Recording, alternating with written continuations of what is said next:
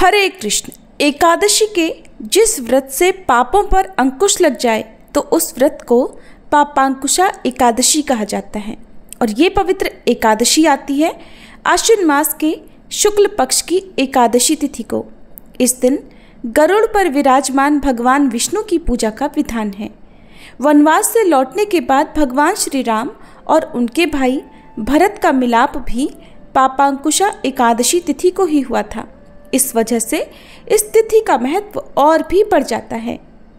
पापांकुशा एकादशी 1000 अश्वमेध और 100 सूर्य यज्ञ करने के समान फल प्रदान करने वाली मानी गई है। इस बार वैदिक पंचांग के अनुसार एकादशी तिथि 2 अक्टूबर दिन गुरुवार को शाम 7:11 से शुरू होगी और इससे पहले तक दशमी तिथि रहेगी।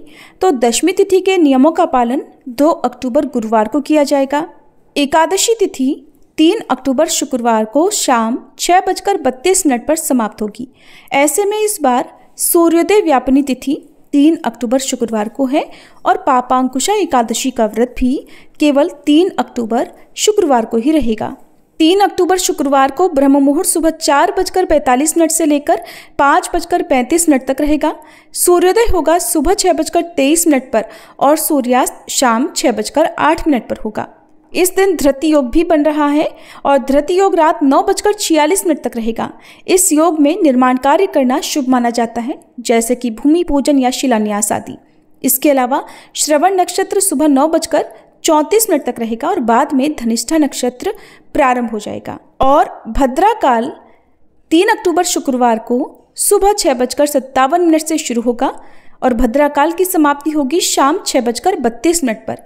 लेकिन इस बार भद्रा का वास पाताल लोक में होगा, इसलिए पृथ्वी पर यह भद्रा अशुभ नहीं मानी जाएगी। तो जो भी काम आप करना चाहते हैं वो इस दौरान कर सकते हैं। लेकिन 3 अक्टूबर शुक्रवार से ही इस बार पंचक भी लग रहे हैं, जो कि लगातार अगले 5 दिनों तक रहेंगे। और शुक्रवार के दिन लगने वाले पंचक को चोर पंचक कहा जाता है और इस पंचक के दौरान यात्रा करना ज़्यादा शुभ नहीं माना जाता, साथ ही चोरी आदि का भय भी रहता है।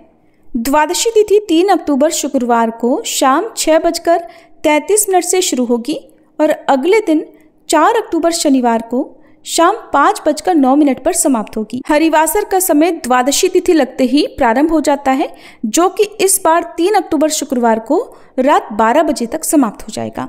और द्वादशी तिथि के दिन यानी 4 अक्टूबर शनिवार को सूर्योदय सुबह 6:23 पर होगा, सूर्यास्त शाम 6:07 पर होगा और ब्रह्म मुहूर्त का समय सुबह 4:45 से लेकर 5:35 तक रहेगा।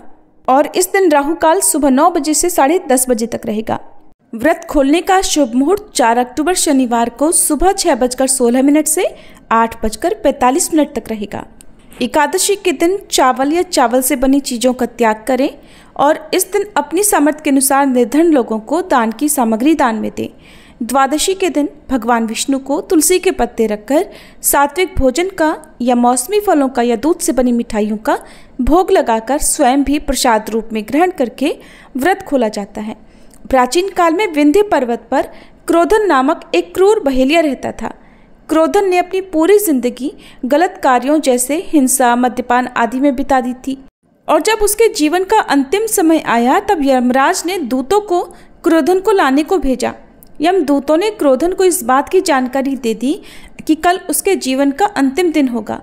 मृत्यु के भय से डरकर वह महर्षि अंगिरा की शरण में पहुंच गया।